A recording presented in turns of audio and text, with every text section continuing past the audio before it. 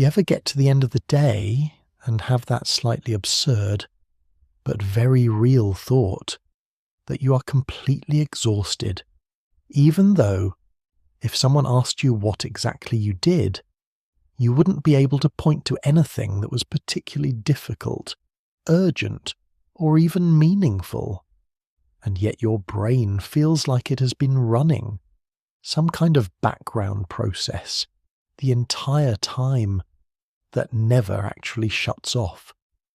Because I keep noticing this thing.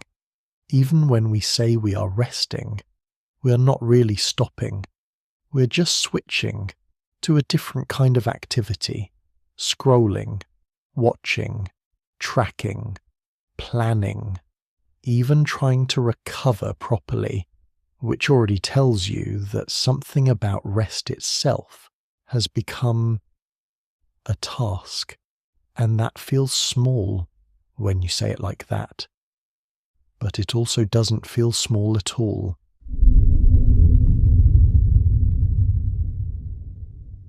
In the Burnout Society, written by Byung-Chul Han, there is this idea that sounds simple at first, but becomes more uncomfortable, the longer you sit with it, that modern people are no longer primarily controlled through external pressure, but through an internal drive that makes them push themselves in a way that looks like freedom, but behaves like compulsion. Han writes, "Today, everyone is an auto-exploiting labourer," and that line tends to land a bit differently, depending on how honest you are willing to be with yourself, because it is not accusing someone else.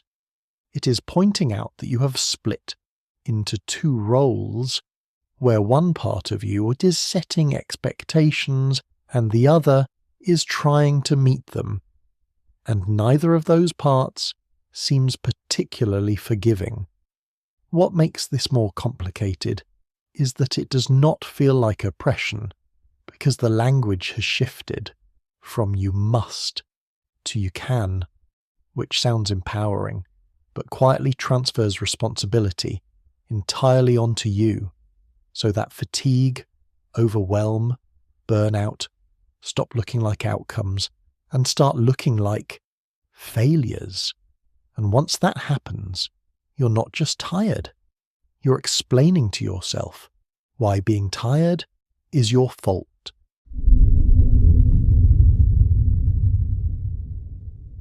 One of the more counterintuitive ideas is that this exhaustion is not coming from negativity, but from too much positivity.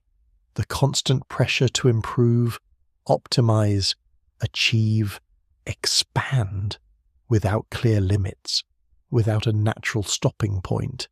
And burnout does not show up as a dramatic collapse. It shows up as saturation, where the system is asked to keep producing, and eventually it just slows down, not as a decision, but as a kind of internal refusal. And the strange part is, most of the things causing this are not bad on their own.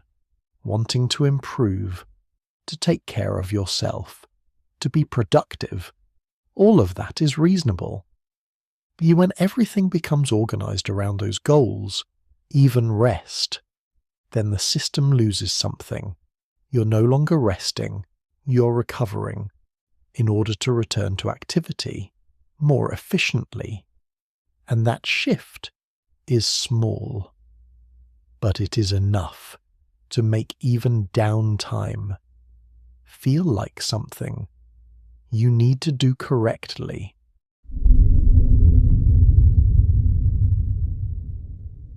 In Slow Productivity by Cal Newport, the argument shifts, but the target is strangely similar. He points out that modern work has replaced meaningful output with visible activity. Not what you produce, but what you show. Emails, messages, meetings, updates, things that prove you're working, not necessarily things that are the work. And this creates what he calls pseudo-productivity, where you can spend an entire day working and still end up with that feeling of what did I actually do? Because responsiveness has become more important than depth, and being active has become more important than being effective.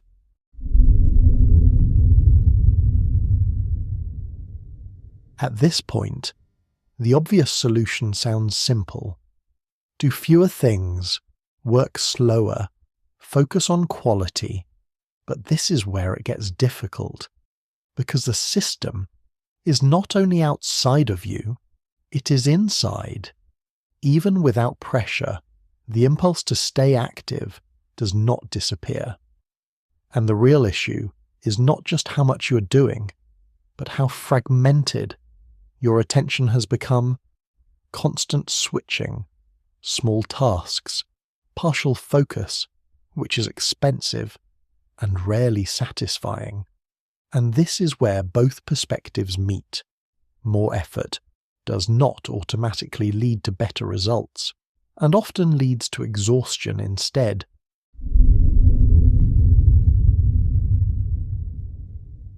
If there's a practical takeaway that does not immediately turn into another optimization strategy, it would probably start with reducing the number of simultaneous demands placed on your attention, not by reorganizing them more efficiently, but by actually removing some of them entirely.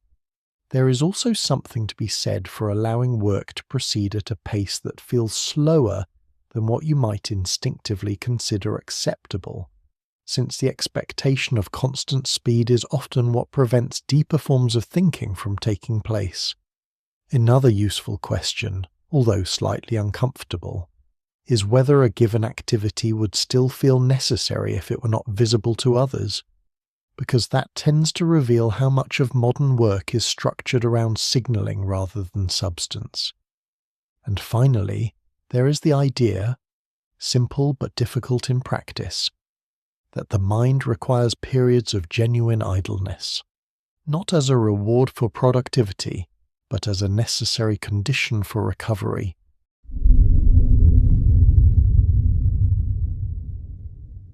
The more difficult aspect of all this is that burnout cannot be addressed purely by changing external conditions, because it is also sustained by internal expectations that are often reinforced by social reward, making it harder to question them without feeling like you are giving something up. The drive to do more, be better, and use time efficiently is not only normalized, but encouraged, and stepping away from it can feel less like rest and more like falling behind. Even when that perception is not entirely accurate, this creates a situation where the same mindset that produces results is also the one that prevents recovery.